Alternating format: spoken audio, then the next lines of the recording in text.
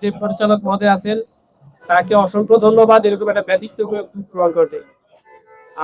আপনারা সবাই জানেন যে আসলে গাছ ছাড়া গাছের যে উপকারিতা এর কোনো শেষ নেই।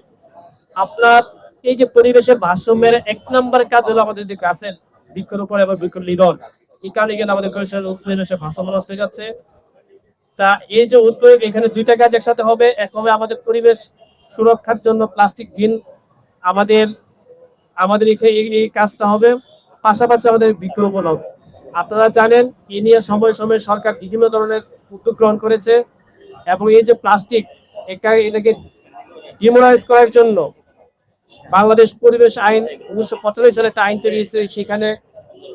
সেখানে বলা হয়েছে যে যতটুকু এগুলো যেন বয়কট করা হয়, এই যে প্লাস্টিক যত বয়কট করা হয় এর জন্য সাজা এবং জরিমানা পর্যন্ত করা হয়। এর জন্য কিন্তু আমাদের আইন আছে। তা আমরা এই আইনগুলো করার উদ্দেশ্য হলো আপনারা এই যে জনসচেতনমূলক কার্যক্রম করতেছেন, এর মাধ্যমে মানুষ সবাই জানতে যে এগুলো কিভাবে ব্যবহার করা যায়, কিভাবে আর ব্যতিক্রমী কোনো উদ্যোগ নেওয়া যায়। পাশাপাশি আপনি আরো জানেন যে বৃক্ষরোপণে সরকার যে আরো কতটুকু সচেতন। এই যে 2026 সালে কিন্তু নতুন একটা আইন হয়েছে আমাদের বৃক্ষরোপণ আইন। সেখানে বলা হয়েছে যে যদি নিজের গাছও থাকে সেই গাছ অনুমতি ব্যতীত কাটা যাবে না।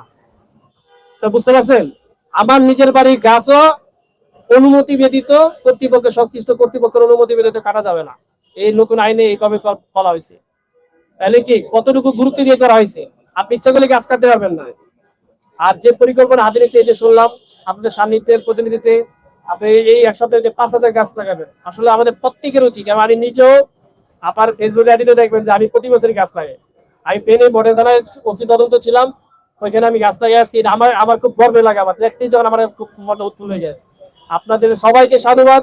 আপনাদের এই যে কর্মসূচি প্লাস আপনাদের যে উদ্যোগ, এগুলো উত্তরোত্তর সমৃদ্ধ হবে এবং ভবিষ্যতে প্রত্যেকটা মানুষ আপনাদের এই এই যে চেতনাটাকে লালন করবে। আপনাদের সকলকে অসংখ্য ধন্যবাদ জানিয়ে